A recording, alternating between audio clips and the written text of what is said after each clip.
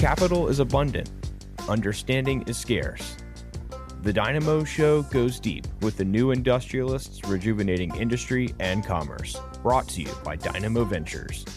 Learn more at dynamo.vc/podcast. Now, here's your host, Madelyn O'Farrell. Hi, everybody, and welcome back to the Dynamo Show. I'm your host, Madelyn O'Farrell, and I'm excited to be joined today by Drew DeLong, Head of Corporate Statecraft at Kearney. Drew, thanks for being here. Pleasure to be with you. Before we dive into your work at Kearney and all that you cover, could you give us a bit of your story and your journey to get here? Yeah, a story full of twists and turns. The short of it is I was an engineer at Carnegie Mellon that realized about 80% of the way through I didn't want to be an engineer. And I was snowed into a dorm room and watching the first season of House of Cards. And the curveball there is the season one before anybody started, getting thrown in front of train tracks or anything. But I was really interested in you're studying engineering, you're seeing the mechanisms of how things work and the principles underneath it. But then in the show, I was looking at the people mechanisms of how Kevin Spacey portrayed it, of how policy got done. And at the time, I didn't know the difference between policy, politics. I'm 20 years old in the dorm room. But I was really interested in it. I was like, how do these things get done? And Carnegie Mellon had a program in engineering and public policy that looked at the intersection of new engineering technologies and the policies that govern them, that enable them, that help protect against negative externalities of them. And I was like, what can I do with this?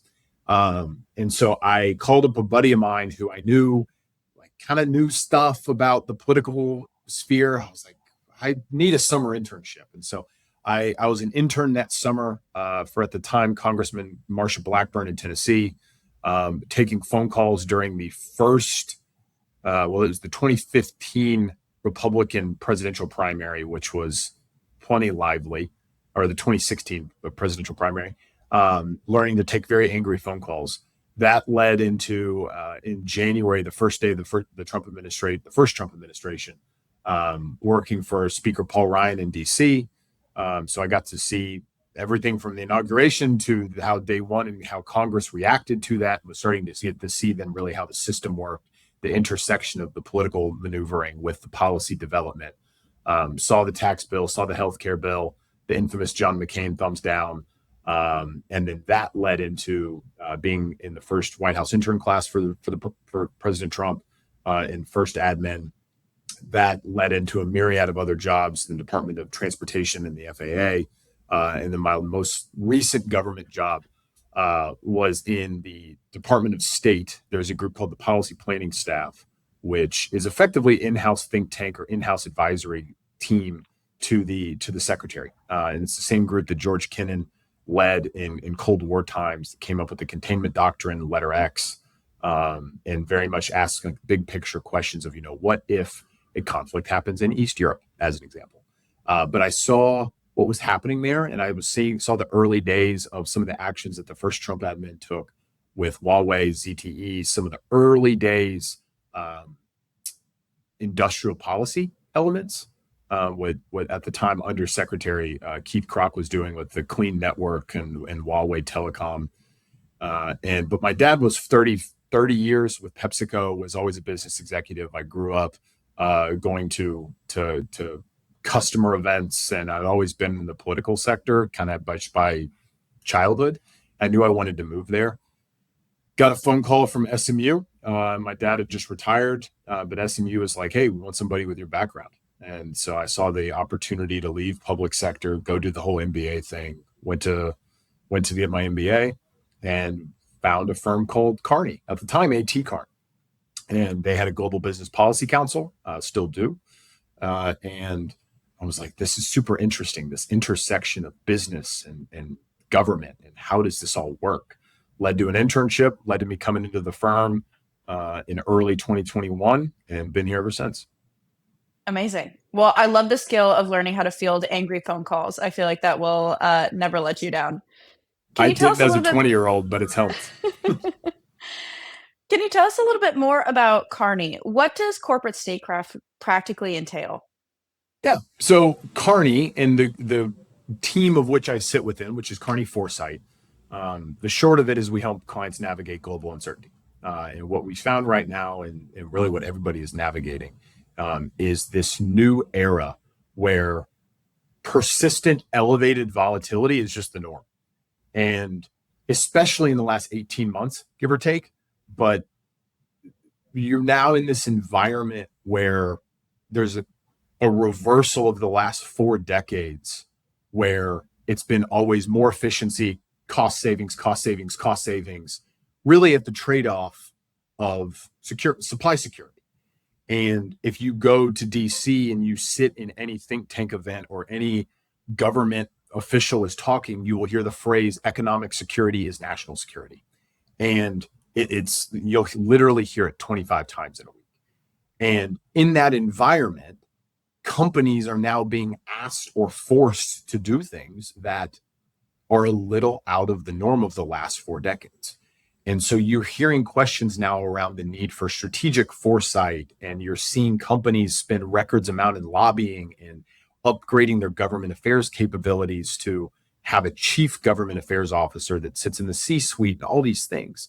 And so what Kearney Foresight does really is help clients navigate that end to end, right? So there's 3 big pillars. There's the strategic foresight elements or strategic scenario planning development, which is what is in the long term? What does the long-term horizon look like? And how can you navigate and identify things that you can actions you can take today that actually prepare you as best as possible for multiple horizons, right? There's a lot of different ways to do scenario planning, but the key is using scenario planning as a tool to identify the set of actions you can take that work regardless of the horizon of which you're going to have to operate within. The second pillar, which is the one that I really live and breathe, is around policy planning or corporate statecraft, which is as a business, you're either going to have to identify, prioritize, and respond to these myriad of external forces which are impacting you as a business, right? Finding out about the latest news development of what's happening even in DC today with the second round of USMCA negotiations between the US and Mexico. What does that mean to the business? What is coming down the pipeline? What does this mean translating the government affairs into operations, into corporate implications? And what do we need to do now about that? And what do we need to potentially hold off and do later? But there's also a dynamic of when can you go on offense? What opportunities sit in this environment that so often this discussion is framed in a risk-only context? And if you frame it the other way and you say, well, the government's trying to figure out a Section 232 tariff that impacts our entire sector. This actually can be a benefit to us in a certain way if it's designed a certain way, if it's architected a certain way. Well, let's go talk to them, right? And one of the phrases I use really commonly is that you may not be interested in government, you may not want to be involved, but increasingly they're interested in you. And so you can sit on the sidelines and you can kind of see the roulette wheel spin and have to navigate it, or you can get it more on the front foot. So my team helps do both sides of those. So we've done everything from policy due diligences, which is a little bit of a new style of the old due diligence model, to actually policy development and helping companies think through that. But it's really both the offense, the defensive side. What do you do now? What do you do later? What do you have control over versus what do you not have control over at all in the external domain? And the third piece of the Kearney Foresight team is then how do you build this yourself, right? How do you have a foresight capability within the business that is thinking through these long-term implications and finding those actions to take? How do you have a best-in-class government affairs organization that lets you navigate this going forward? Or in some cases, there's something I've seen pop up a lot more recently, is having a geopolitical team. What does that mean, right? Who does that? How do you get a team for that? What do they do in the business? How do they plug into the business? How do they add value? And that's that third lens. So that's Kearney Foresight in a snapshot. That tension that you just outlined between kind of the priority of old around efficiency, between the priority of new around resilience, what has really sparked that shift? Well, it's been a series of events, and they're even unfolding today. But the first big shock event where people went, okay, there's some vulnerabilities here, is obviously COVID, right? At the point when you had fields of cars sitting in Kentucky that because they didn't have a low end high nanometer chip that was just supply constrained. People went, well, why can't we get those? Right. And everybody who was going to Amazon to get any type of gaming equipment during COVID, because we were all locked up and everybody wanted to go, sit inside and have the best gaming system. And all of a sudden you saw gaming prices for things like, Corsair electronics that were, 5, 6, 7x the prices. Hand up on one of those people. The consequences of the supply vulnerabilities and the more stark sense of what we saw with, on PPE and not being able to get masks and not being able to get some of the key commodities that people took for granted before. And then all of a sudden it was, well, we can't get that. And it was, well, why? And so you started to see some vulnerabilities of what the just-in-time kind of supply chain configuration led to. You also started to see some of the vulnerabilities of foreign actors taking advantage of some of those just-in-time pieces, and some of the recent actions that have been taken on closing the de minimis clause, which effectively allows for expedited delivery, tariff or duty free for packages under a certain price, and the growth of Shein and Temu as an example of what that did. And some of the modifications that came after that, right? And so you saw vulnerabilities. You also saw people taking advantage of some of the structural pieces that were set up before. But then you parlay that into today's environment where now people can't get some of the core commodities that are attached or connected as key inputs into the AI build out. And one of the most pressing issues of today is memory prices of memory semiconductors, where you have DRAM, which I don't think the vast majority of industry probably didn't even know what DRAM was. If you were outside the world of tech, you probably didn't know what it was several months ago, maybe a year or two ago. Now you have, I think as of last night, there were some headlines about certain tech companies taking really significant price action. We may see the price of iPhone go up considerably as an example. And people were saying, well, why don't we have enough of this? So now what we've moved into from a supply vulnerability with COVID has parlayed into this new environment where you have supply security issues with supply availability as the AI build out prioritizes existing supply, and people are going, well, wait a second, I need to make gaming systems and stuff to go on shelves and medical devices and things that are not AI build out. And people are just asking fundamental questions of how do we balance this, right? And as we have now several hundreds of billions of dollars going into the U.S. manufacturing base to scale up domestic semiconductors and domestic manufacturing in select areas, you're asking the question now of, well, how do you sustain that? How do you make that cost competitive? How do you have the right balance between secure supply, but also cost competitive and self-sufficient supply? And that's a really, really hard equation.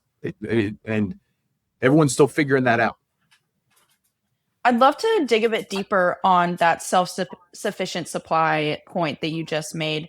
Something interesting that Kearney puts out is the reshoring index, right? And we're currently in a moment where there are a variety of tariffs, billions of dollars going into building the manufacturing base here in the US. But the data doesn't seem to necessarily show that the US has meaningfully developed its import independence at this point, right?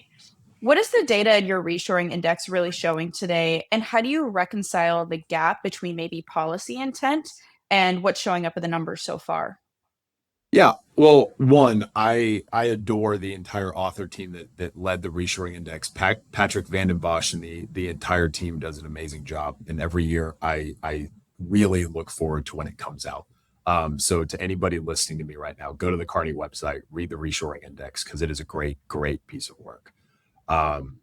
The interesting finding this year was that it effectively reshuffled the deck of trade, right? Where there wasn't a huge drop or shift in US imports. There wasn't a huge boom in reshoring production. And I think there's a couple reasons for that. One is it takes time to move supply chains. That's just the fact of it. And while this administration probably wants them to move faster, they definitely want them to move faster. It takes time. And if you look at some of the import some of the import data and some of the quarterly results on things like the PPI, what you're seeing is a huge surge in capital equipment that is coming into the US. So there is activity, but it does take a while. The second piece to this, though, is that supply chains can also shuffle within what is immediately under their control.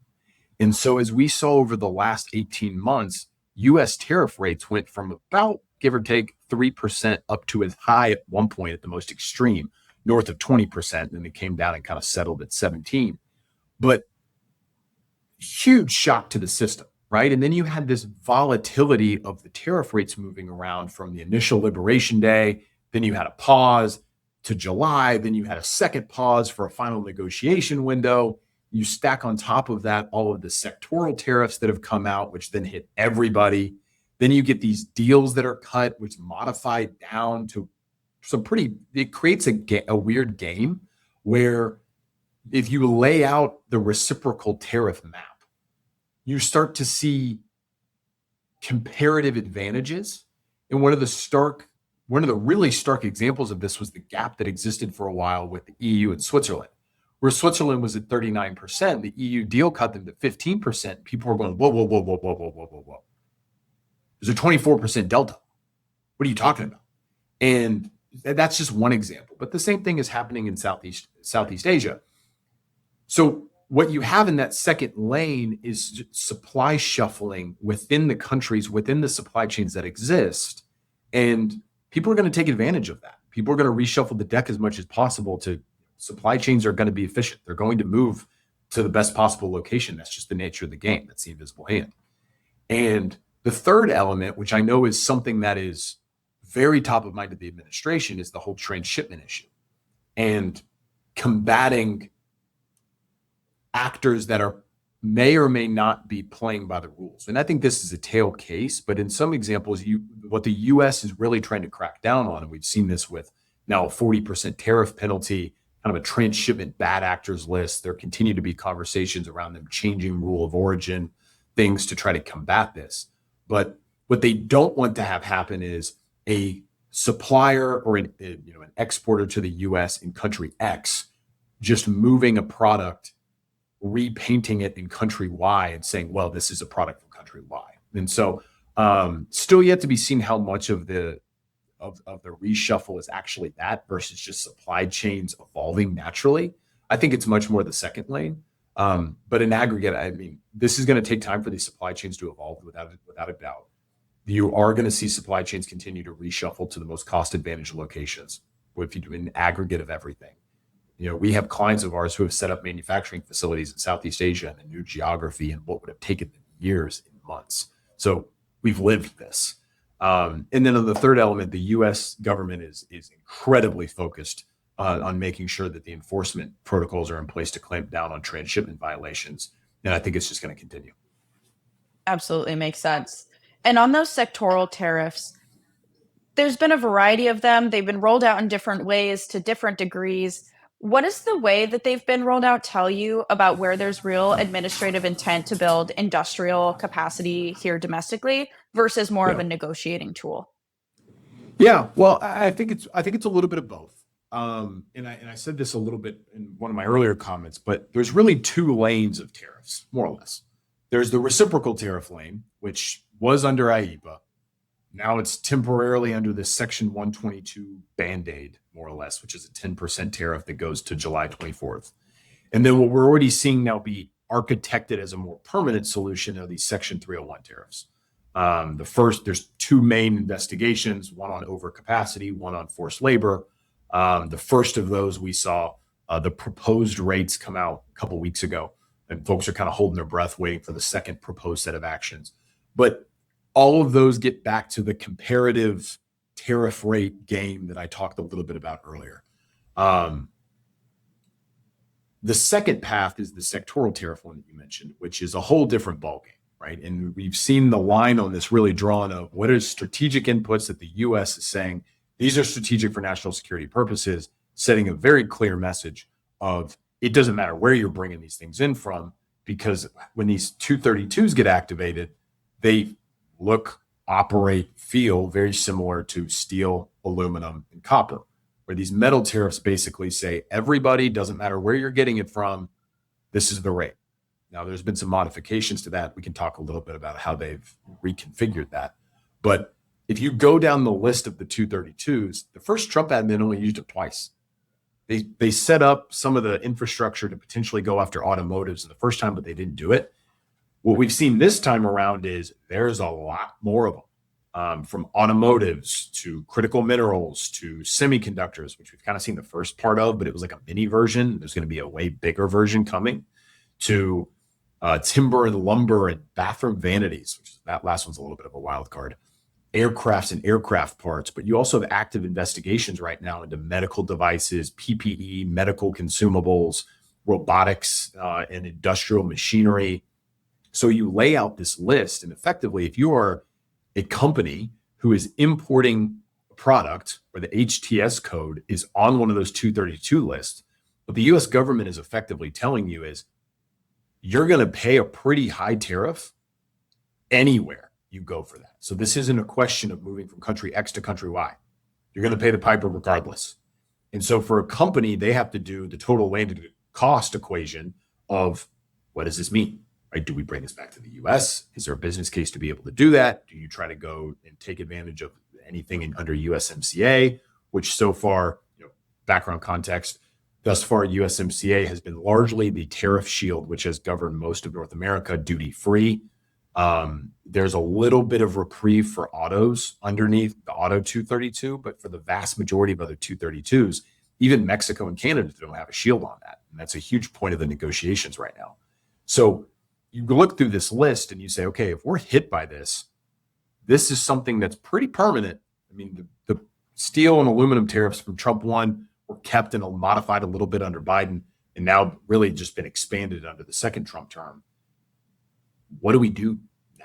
And so if you find yourself on the 232 side, it's a little bit of a different equation than if you find your products on the reciprocal tariff lane, and then you have a different kind of more global equation that you have to map out.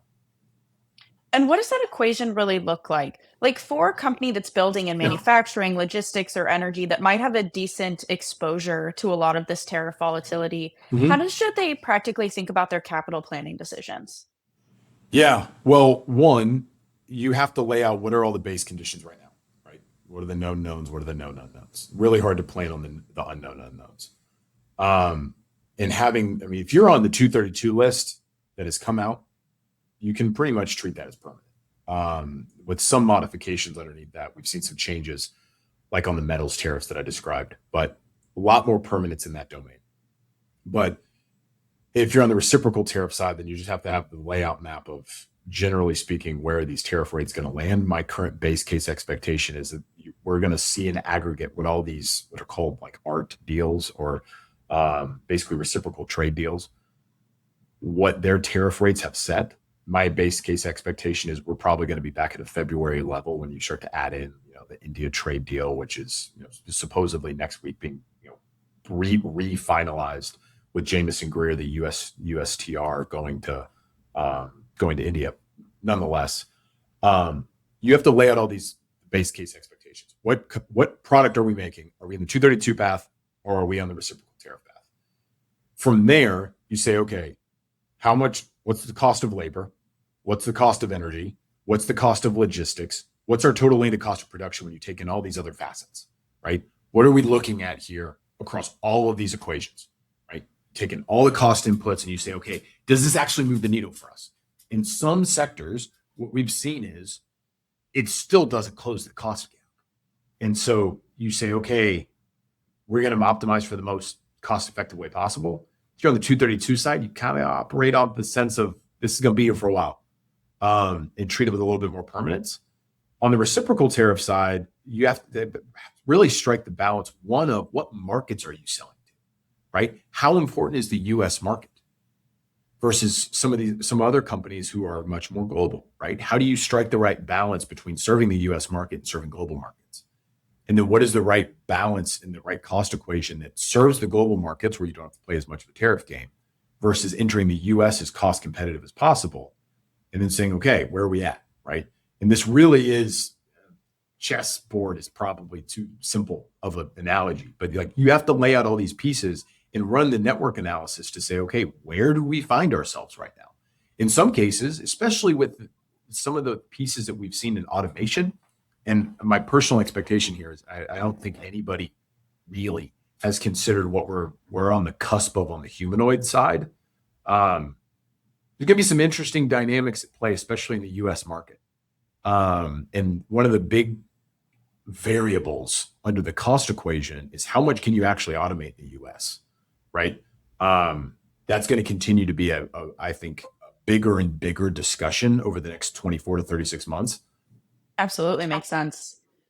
The conventional wisdom is that China manufactures and America innovates. But you've pushed back on that, particularly as China expands into more sectors like synthetic materials or chips, where they really want to win and not just compete on cost. Where does that trajectory end in your mind? And is there a particular space where there's kind of a strategic imperative that keeps you up at night? Ooh, a lot of parts to that question. Well, I think that it's absolutely true that what the initial strategy within China was, which was basically dominate low-end manufacturing, but now they've moved up the value chain, right? And they are making leaps and bounds in synthetic biology, in some of the pharmaceutical innovations. You're seeing them basically do everything they can to continue to innovate and compete and get as far as they possibly can on the semiconductor side. And they're pretty clear about what their plans are, right? If you look at the 5-year roadmaps that they release, they tell you where they're going. You go back in time to the 90s, and they did the same thing on critical minerals, right? And drawing the parallel to saying basically critical minerals is their version of oil. And we've now seen them take that leadership. We've also seen them leverage that leadership. And I think it's going to be more of the same. They're going to continue to say we are going to be proficient in these areas, which are strategic imperatives to China, and they're going to go compete there, and they're going to use their full playbook to be able to do that. On the U.S. side, I think what we're seeing now, as we talked about some of the earlier questions you asked, is we're now asking the question of, back to your commentary on basically cost versus resiliency. What is that right equation? Right? How do we have our own strategic manufacturing base while continuing to drive and be on the frontier of things like AI innovation, right? With all these frontier labs, with data center build outs, with AI infrastructure build outs, with all the commodities that feed that. And then there's got another path here, which is just strategic industries that aren't really AI, right? Things like automotives, things like the metals. I think we're still seeing some of the equation built out globally, but certainly US involved, I would say, on critical minerals and where do things go and how do you have resilient supply chains in that regard. And so I think one of the things I'm definitely expecting over the next couple of years is duplicative stacks, where you're going to have select capabilities that are duplicative. And that's inefficient for innovation, right? And in a world where everybody can specialize in their own place and everybody goes, then you have maximum innovation. Where you have duplicative stacks, you're going to get some redundancy. And I think that's one of the areas that we're moving into. On the question of what keeps me up at night in that domain, I think it's the wild card of what is the American industrial policy that wins. If you look at the history of our industrial policy, we haven't done what we're doing right now really since World War II. And if you try to draw the historical precedents here on some of the actions that have been taken, direct equity stakes, setting price floors, list goes on and on. Certainly the export control domain, especially on frontier model access by the Commerce Department. I mean, some of these things are new. Some of these things rhyme a little bit with history, but have a completely different curveball on them now. What is the American version? Because if you look throughout the globe, there are countries that are really good at industrial policy, right? What you've seen in leadership and the expansion of leadership in select sectors all throughout Asia, right? The precision manufacturing that happens in Germany, the history of industry, if you trace these back, and if you think about some of like the marquee industries that are out there, and you trace them back to the geographies and say, well, what were the conditions that created that? These government institutions over multiple decades have built their industrial policy muscle. And now the US is very much in a build the plane as it flies mode, that the question is asked, like, what is the American version of this? And whether that is on power, permitting, expediting bills, dealing with the supply security elements, and dealing with some of the supply crunches that we talked about on AI, figuring out the right balance on the tariff equation to actually solve what they're wanting to do. It doesn't keep me up every single night, but it is one of those questions that is very much, I think, undefined. And then how does the US government execute against that as best as possible, right? I mean, if you look at how our institutions are set up, you've got USTR, you've got the Commerce Department that owns Section 232, you have USTR that owns Section 301s. The group that does export controls is 2 layers underneath the secretary, kind of 1 layer under the secretary, in the Commerce Department. There's all these different pieces that are moving around. And so how does the US government deliver against the American version of industrial policy? And I don't think there's a better spot for us to end it. Drew, thank you so much for your time. Thank you for your perspective. And to our listeners, thank you as always for tuning in. We'll see you next time. Thank you for having me. Thanks for listening. If you enjoyed this episode, leave us a 5-star review and tell us what you liked. And be sure to head over to podcast.dynamo.vc to keep up to date with our latest content, or subscribe on the podcast platform of your choice. Until next time.